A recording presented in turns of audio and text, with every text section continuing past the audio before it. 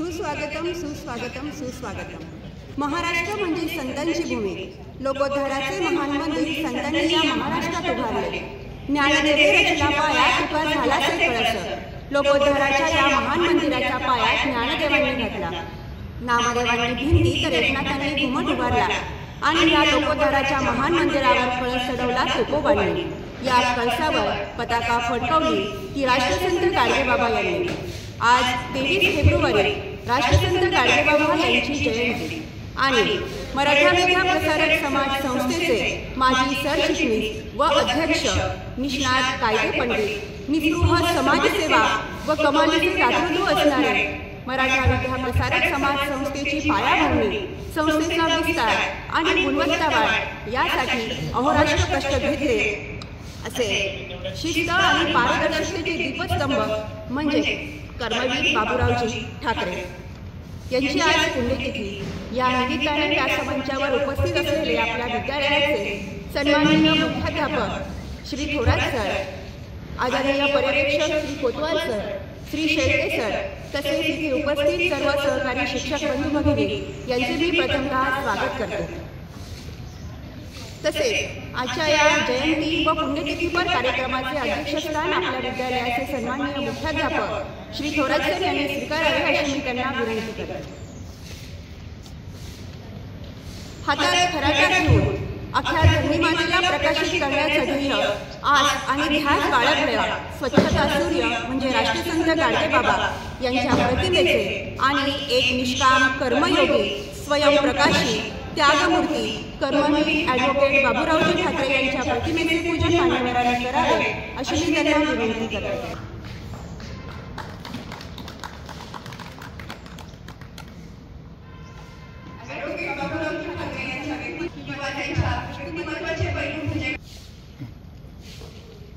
स्वच्छता हे त्यांच्या धर्माचे मर्म होते आणि खराटा हे त्या धर्माचे साधन होते। निरपेक्षता हा आत्मा तर विनय हा त्या धर्माचा अलंकार अशा या सेवा धर्माचे नायक म्हणजे राष्ट्रसंत गाडगेबाबा यांच्या सेवा कार्याची आणि जीवन कार्याची ओळख करून देण्यासाठी मी माझी सहकारी आणि विद्यालयातील कार्यतत्पर व शिक्षिका आदरणीय कदम मॅडम यांना विनंती करते की त्यांनी राष्ट्रसंत गाडगेबाबा यांच्या जीवन कार्याचा परिचय इथे सर्व उपस्थितांना करून द्यावा।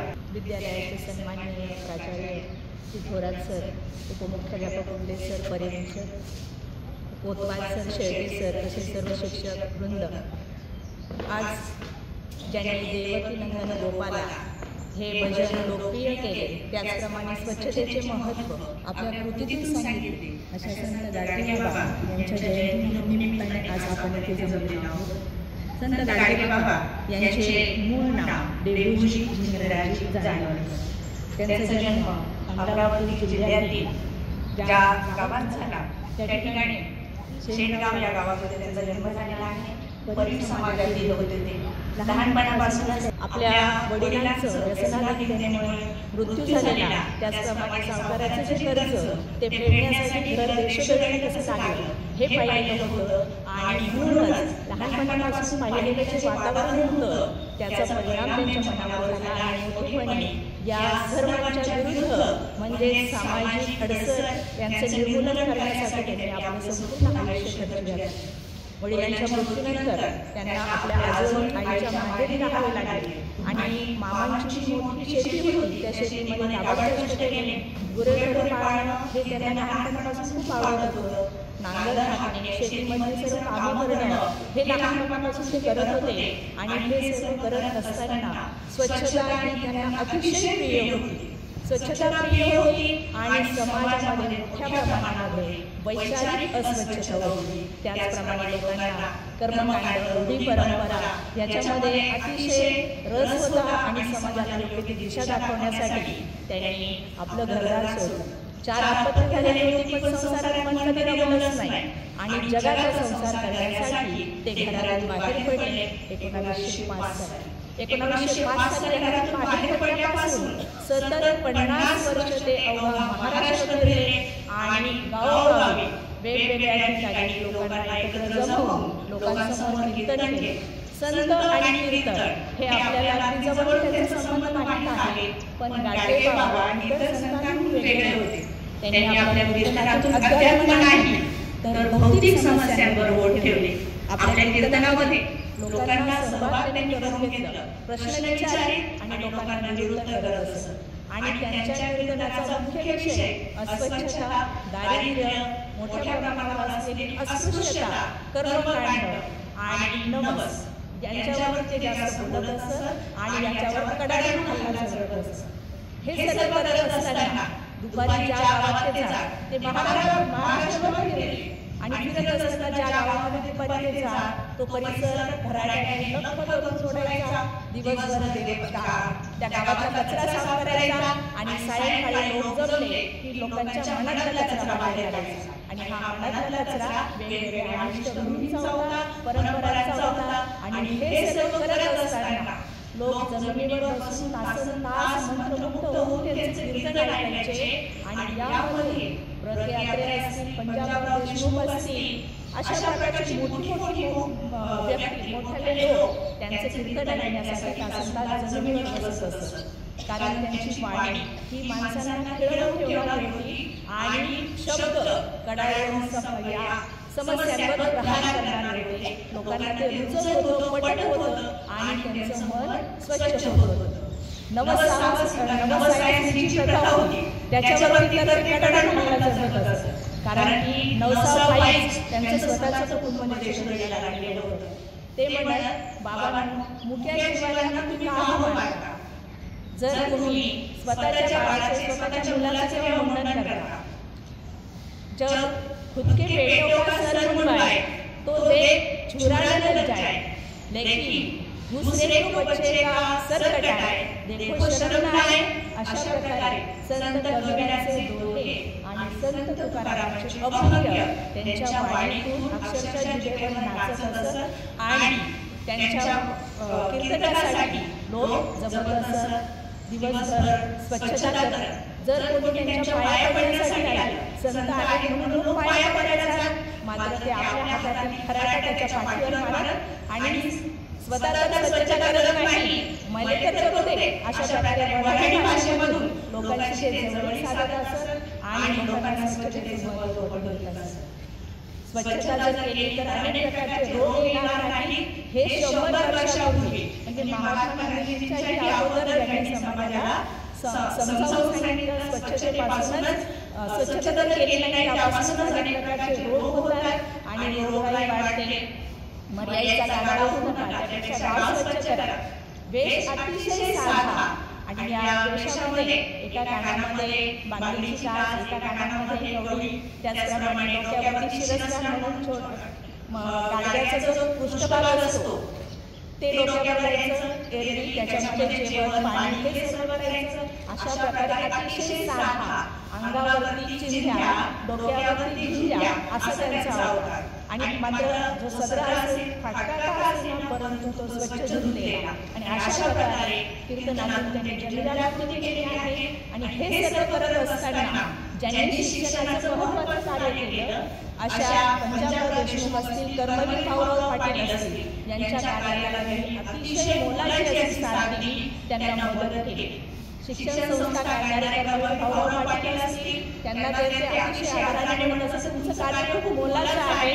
तुमच्या कार्यासाठी मला जेवढे प्रयत्न करता येईल तेवढे करेल. माझ्या कातड्याचे जोडे शिकले आणि त्याच्या तुम्हाला वाहन बनवल्या तरी तुमचं कार्य मोठं आहे असं ते म्हणत. म्हणजे केवढा हा नम्रपणा. तसंच कर्मवीर भाऊराव पाटलांच्या रयत शिक्षण संस्थेसाठी ज्या वेळेला सरकारने अनुदान बंद केलं, ते अनुदान देण्यासाठी तत्कालीन शिक्षण मंत्र्यांच्या ते मागे लागले, त्यांना बरखड बोल सुनावले आणि पुन्हा एकदा या संस्थेचं अनुदान त्यांनी सुरू करण्यासाठी भाग पाडलं. डॉक्टर आंबेडकरांचं देखील त्यांना अतिशय कौतुक होतं. ज्या वेळेला डॉक्टर आंबेडकरांची आणि गाडगेबाबांची भेट झाली त्यावेळेला ते डॉक्टर आंबेडकरांना म्हणाले, डॉक्टर तुम्ही मला फार उशिरा भेटला. जर तुमची आणि माझी लवकर भेट झाली असती तर मी अनाथांसाठी आश्रम न काढता, धर्मशाळा न काढता शाळा काढल्या असत्या. मुलांना शिकवा हे ते आपल्या कीर्तनातून सांगत असत. 2 धोतर जोडी घेण्यापेक्षा एक घ्या, एकाच धोतराचे 2 धोतर करा, अर्धी भाकरी खा पण पोरांना शिकवा. हा संदेश ते आपल्या कीर्तनातून देत असत. त्यांनी लोकांनी दिलेल्या देणगीमधून अनेक प्रकारच्या धर्मशाळा बांधल्या. पंढरपूर येथे कीर्तनाला जात होते. पंढरपूर येथे चोखामेळ्याच्या नावाने त्यांनी धर्मशाळा बांधली. मात्र स्वतः मंदिरात गेले नाही, कारण मंदिरात देव नाही, माणसात देव आहे. माणसातला देव तुम्ही ओळखायला शिका, माणसातला देव तुम्ही जवळून पहा, असं ते आपल्या कीर्तनातून सांगत असत. आपल्याला जी देणगी जमा झालेली होती ती संपूर्ण देणगी त्यांनी लोकोद्धारासाठी खर्च केली. आपल्या मृत्यूनंतर मृत्यूपत्रामध्ये देखील त्यांनी माझी जी कमाई आहे त्याच्यावर माझ्या वारसांचा कुठल्याही प्रकारे 1 रुपयाचा देखील हक्क नाही. अशा प्रकारे म्हणजे ज्या व्यक्तीने धर्मशाळामधल्या वसतिगृहे बांधली अशा व्यक्तीने स्वतःसाठी एक झोपडी देखील बांधली नाही, असं त्यांचं निस्पृह आहे. आणि अशा पद्धतीने जेव्हा 14 नोव्हेंबर 1956 रोजी त्यांचं जे शेवटचं कीर्तन झालं त्याची मुद्रित देखील झालेलं आहे आणि आपल्यापैकी बऱ्याच जणांनी ते ऐकलेले देखील आहे. हे त्यांचं शेवटचं कीर्तन. त्यानंतर 20 डिसेंबर 1956 रोजी त्यांचा मृत्यू झाला आणि देवकीनंदन गोपाला गोपाला गोपाला देवकीनंदन गोपाला असं भजन त्यांनी लोकप्रिय केलं. त्यामागे देखील एक मी थोडंसं ऐकलेला एक प्रसंग आहे. कृष्ण हे अवघ्या महाराष्ट्राचं आराध्य आणि कृष्णाची 2च रूपं लोकांना माहीत होती. एक म्हणजे गवळणीमध्ये तमाशामध्ये असलेला, गवळणींच्या पाठीमागे पळणारा, त्यांचे म्हणजे वस्त्र चोरणारा असा कृष्ण आणि राधेचा कृष्ण, 16 सहस्र गोपिकांचा पती. म्हणजे ही 2 रूपं त्यांना जनसमाजाला माहीत होती.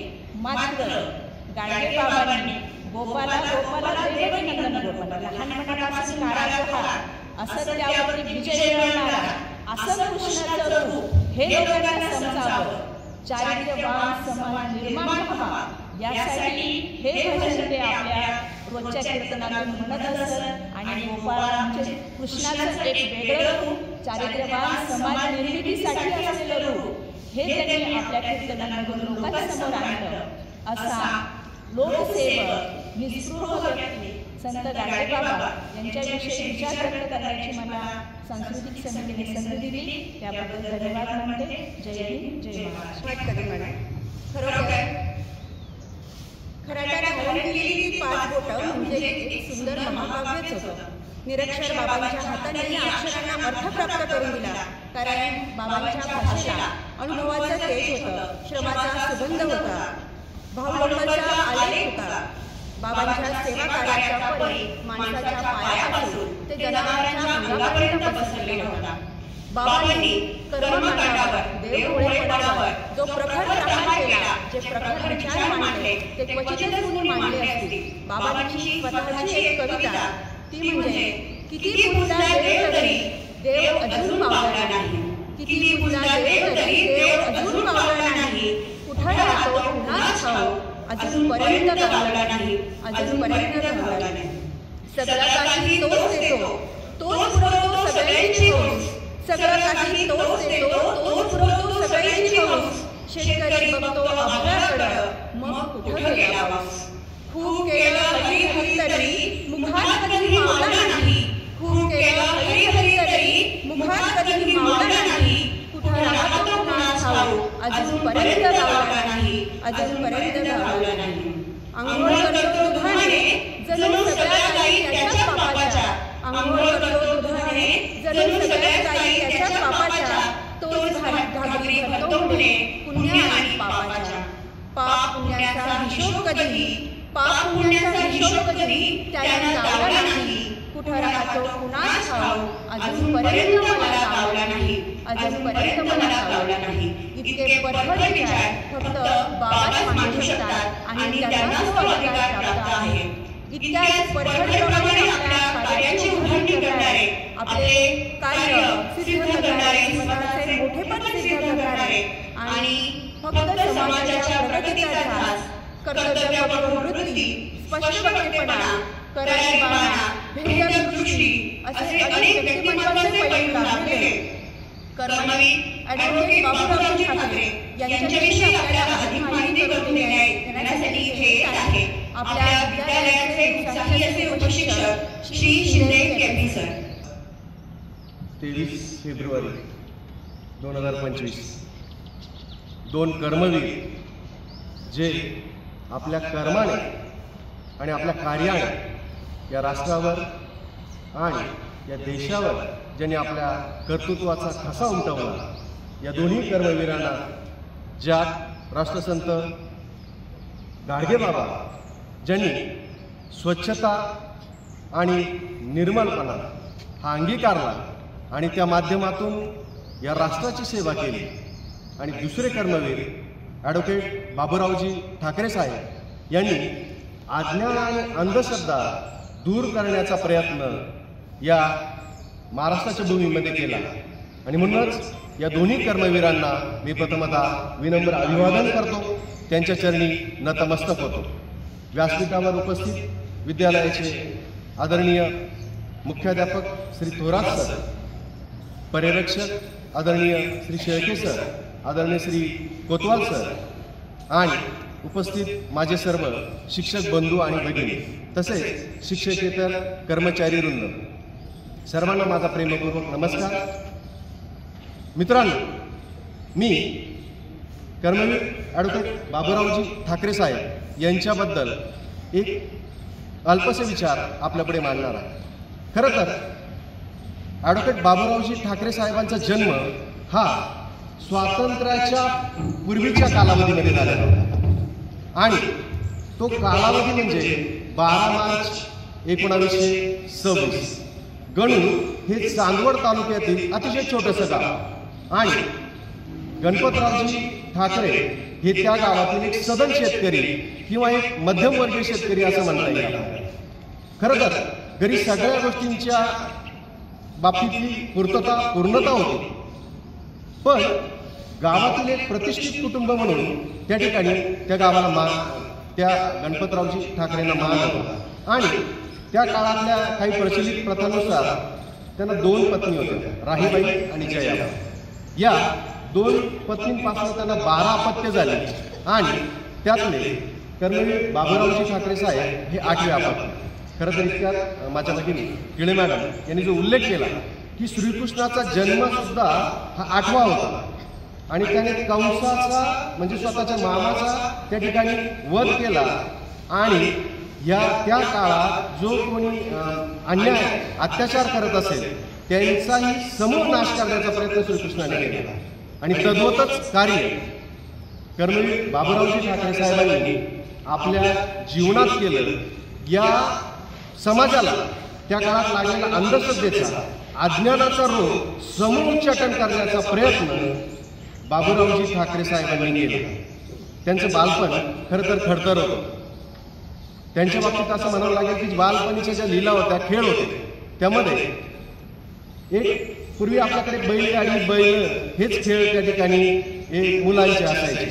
त्याचं ते चाबकाच्या दोरीने येणारे जाणारे बालसवंगडी यांच्यासमोर खेळ खेळायचे आणि त्या काळात BA वर एक चांगल्या पदावर त्यांना नोकरी मिळू शकली असते, परंतु गोरगरीब जनतेची सेवा करायची आणि मला वेगळं काहीतरी करून दाखवायचे या ध्येयाने प्रेरित होऊन त्यांनी HPTच्या विधी महाविद्यालयाच्या अंतर्गत जी शाखा होती तिथं त्यांनी शिक्षण घेण्याचं ठरवलं. परंतु त्यांना आणखी पुढे काहीतरी करायचं असेल, चांगल्या गोष्टींची जर पूर्तता करायची असेल, ध्येय उच्च ध्येय गाठायचं असेल तर त्यांनी पुण्याला जाऊन विधी महाविद्यालयामध्ये प्रवेश घेण्याचं ठरवलं. मग ते पुण्याला गेले. तिथे त्यांनी लॉ LLBची पदवी त्या ठिकाणी त्यांनी प्राप्त केली. मग LLBची पदवी प्राप्त करत असताना त्यांना जे सोबती सहकारी त्या ठिकाणी मिळाला, तर मला तुम्हाला या ठिकाणी नमूद करायचं वाटेल की अतिशय उच्च दर्जाची मंडळी ज्यांनी महाराष्ट्राच्या राजकारणामध्ये, महाराष्ट्राच्या समाजकारणामध्ये ज्यांनी आपल्या कर्तृत्वाचा ठसा उमटवला, असे बॅरिस्टर गाडगीळ असेल किंवा रामराव अधिकाऱ्यांसारखे इतर व्यक्तिमत्व असतील किंवा त्या काळात जी कर्तृत्वान मंडळी होती ही त्यांना त्या ठिकाणी सहकारी म्हणून लागला. आता विधी महाविद्यालयामध्ये LLBचं शिक्षण पूर्ण केल्यानंतर त्यांनी वकिलीचा व्यवसाय सुरू करण्याचं ठरवलं. खरं तर उच्च पदस्थ चांगल्या शहरामध्ये त्यांना त्या ठिकाणी वकिली करता आली असते, परंतु माझी कर्मभूमी नाशिक जिल्हा आहे आणि या कर्मभूमीचा उद्धार मी केला पाहिजे ही भावना त्यांच्या मनामध्ये होती. आणि आणखी एक तळमळ होती त्यांच्या मनामध्ये की मी फक्त व्यवसाय करण्यासाठी, नोकरी करण्यासाठी, पोटा पाण्यासाठी जन्मलेलो नाही. वेगळे मला आणखी काहीतरी करून दाखवायचे. हे करत असताना आपल्या नाशिकच्या कोर्टामध्ये ॲडव्होकेट अण्णासाहेब मुरकुटे हे त्या ठिकाणी सरकारी वकील म्हणून काम पाहत होते. आणि मग त्यांनी बाबुरावजींची तळमळ बघितली, त्यांचे उत्साह, धडपडी वृत्ती, निष्णात कायदे तज्ज्ञांना लाजवेल असा त्यांचा अभ्यास त्या ठिकाणी बघितला. अतिशय चांगल्या प्रकारे अभ्यासपूर्वक ते कोर्टापुढे आपली बाजू मांडायचे. हे बघितल्यानंतर अण्णासाहेब मुरकुटेंनी त्या ठिकाणी आपली मुलगी शकुंतलाबाई ही बाबुरावजी ठाकरेंना देण्याचं ठरवलं आणि 1952 मध्ये बाबुरावजी ठाकरे साहेबांचा विवाह शकुंतलाबाईशी झाला. आणि मग या तळमळीतूनच पुढे 1964 पासून तर 1984 पर्यंत सलग 25 वर्षाच्या पेक्षाही अधिक काळ ते या मराठा विद्याप्रसाद समाज संस्थेचे सरचिटणीस म्हणून त्यांनी काम केलं. आणि पुढच्या 5 वर्षामध्ये त्यांनी अध्यक्षपदाची धुरा सुद्धा सांभाळली. आणि एक चांगल्या प्रकारे ही संस्था म्हणजे कर्मवीरांनी, आधीच्या कर्मवीरांनी जर या संस्थेचं रोपटं लावलं असेल, हा वटवृक्ष त्यांनी फुलवला असेल, तर तो बहरवण्याचं कार्य, फळाफुलांनी लगडवण्याचं कार्य आणि त्याचा विस्तार, त्याच्या फांद्या विस्तारण्याचं कार्य कर्मवीर ॲडव्होकेट बाबुरावजी ठाकरे साहेबांनी केलं असेल असं म्हणावं लागेल. नितीनजी बाबुरावजी ठाकरे साहेब हे अविरतपणे चालू ठेवत आहेत आणि सरचिटणीस पदावर ते कार्य करत आहेत. आपले आदरणीय सरचिटणीस साहेब आहेत ते अगोदरही त्यांनी सभापती पदाची धुरा सांभाळली आहे. हे सगळं करत असताना ते जो आपल्या वडिलांचा वारसा आहे, न्यायाची, सत्याची आणि निगर्विता, अतिशय शांत आणि संयमी व्यक्तिमत्व आजही आपल्याकडे सरचिटणीस साहेबांकडे आपण जर पाहिलं तर आपल्याला पाहायला मिळतं. म्हणजे हा ॲडव्होकेट बाबुरावजी ठाकरे साहेब एक प्रेरणास्रोत म्हणून आपल्याला लाभले. पुढे त्यांना 78व्या अखिल भारतीय आपलं जे साहित्य संमेलन झालं, त्या साहित्य संमेलनात त्यांचा यथोचित गौरव करण्यात आला. आणि पुढे अनेक त्या ठिकाणी त्यांचे गौरव पुरस्कार त्यांना मिळाले. परंतु त्यांनी त्याची कधीही आपल्या हयातीमध्ये अपेक्षा केली नाही. आणि खऱ्या अर्थाने हा बहुजन हिताय बहुजन सुखाय हे जे वीरवाक्य आहे, हे बहुजनांना तळागाळापर्यंत शिक्षणाची गंगा पोहोचवण्याचं काम या कर्मवीर ॲडव्होकेट बाबुरावजी ठाकरे साहेब असतील, समकालीन त्यांची जी कार्यकारिणी असेल यांनी करण्याचं काम केलं. आणि मग पुढे त्यांच्या या वयोमानानुसार त्यांनी ते आपलं सरकारी जे काम होतं, वकिलीच्या क्षेत्रातलं असेल किंवा इतर सामाजिक क्षेत्रातलं काम असेल, हा वारसा पुढे चालू ठेवण्यासाठी त्यांनी अनेक कर्मवीर घडवले. आपल्याला ते ज्ञातच आहे. आणि ही संस्था खऱ्या अर्थाने हा ज्ञानाचा दीप कसा अखंडपणे तेवत राहील यासाठी त्यांनी हयातभर कार्य केलं. पुढे वयाच्या 19व्या वर्षी 23 फेब्रुवारी 2005 कर्मवीर ॲडव्होकेट बाबुरावजी ठाकरे यांचं देहावसन झालं आणि ते आपल्यातून निघून गेले. परंतु ते नेहमीच आपल्याला एक चांगला आदर्श वारसा आपल्या मागे घेऊन गेले. मार्गदर्शकाला आणि कर्मवीरांना मी शतशः नमन करतो. मला आज त्यांच्या या स्मृतिदिनी बोलण्याची संधी दिली त्याबद्दल मी सर्वांचे आभार व्यक्त करतो. आणि कर्मवीर बाबुरावजी ठाकरे यांचं कार्य, त्यांचा त्याग, त्यांचं दातृत्व हे आम्हाला एवढं मोठं आहे. आपण आपल्या प्रभावी वाणीतून अभ्यासपूर्ण आणि अतिशय सविस्तरपणे कर्मवीर बाबुरावजी ठाकरे यांचा जीवनपट, त्यांचं समाजकार्य, कर्तृत्वाचा आलेख आपल्यासमोर मांडला. यानंतर मी आजच्या आपल्या कार्यक्रमाचे अध्यक्ष तथा विद्यालयाचे मुख्याध्यापक श्री थोरात सर यांना विनंती करते की त्यांनी आपले मनोगत व्यक्त करावे. महाराष्ट्राचे थोर संत गाडगे महाराज यांची जयंती, त्याचबरोबर मराठा विद्याप्रसाद समाज संस्थेचे माजी सरचिटणीस व अध्यक्ष, ज्यांनी अतिशय प्रतिकूल काळामध्ये संस्थेची जडणघडण केली, असे कर्मवीर बाबुराव ठाकरे यांचा स्मृतिदिन या निमित्ताने व्यासपीठावर उपस्थित विद्यालयाचे प्रवेशक श्री शेळके सर, त्याचबरोबर कोतवाल सर आणि माझे सर्व सहकारी, आजच्या या दिवशी आपण संत गाडगे महाराज यांचे विचार, त्यामध्ये रूढी अंधश्रद्धा, त्याचबरोबर त्या काळामध्ये समाज प्रबोधन करण्याचं कार्य संत गाडगे महाराजांनी केलं आणि तेच विचार आपण आचरणात आणण्याचा आजच्या दिवशी प्रयत्न करूया आणि विद्यार्थ्यांमध्ये देखील त्यांचे चांगले विचार आपल्या अध्यापनाच्या माध्यमातून शिकवण्याचा किंवा त्यांच्यामध्ये रुजवण्याचा प्रयत्न आजच्या दिवशी करूया आणि त्याचबरोबर संस्थेचे माजी सरचिटणीस बाबूराव ठाकरे यांनी देखील आपल्या संस्थेसाठी जे मोठे योगदान दिलेलं आहे त्या योगदानाच्या माध्यमातून त्यांच्या कार्याची स्मृती आजच्या दिवशी करूया. मी पुन्हा एकदा या थोर व्यक्तींचं विनम्रपणे अभिवादन करतो आणि संपूर्ण शालेय परिवाराच्या वतीने संत गाडगे बाबा त्याचबरोबर बाबूराव ठाकरे यांच्या स्मृतीस वंदन करतो आणि माझे 2 शब्द संपवतो. धन्यवाद. आजच्या या कार्यक्रमाच्या दिवशी दोन्ही व्याख्यात्यांनी अतिशय उत्कृष्टपणे आणि अभ्यासपूर्ण माहिती आपल्या समोर सादर केली त्यांचं देखील मी अभिनंदन करतो. धन्यवाद सर. यानंतर मी कोतवाल सर यांना विनंती करते की त्यांनी आभार दर्शन करावे. आजचा आपला कार्यक्रम झाला बहारदार. वक्त्यांची भाषणे झाली जोरदार. एवढंच नाही, आपण सर्व श्रोत्यांनी उचलला सर्वांचा भाग आणि म्हणून आपले सर्वांचे मानले पाहिजे आभार. सर्वांचे मानले पाहिजे आभार. सर्वात महत्वाचं म्हणजे आपल्या संस्थेचे माजी सरचिटणीस माजी अध्यक्ष ॲडव्होकेट बाबूराव ठाकरे आणि राष्ट्रसंत गाडगे महाराज दोघांविषयी अतिशय सुंदर माहिती सांगितली. आता त्यांचा उल्लेख सरांनी केला आहे.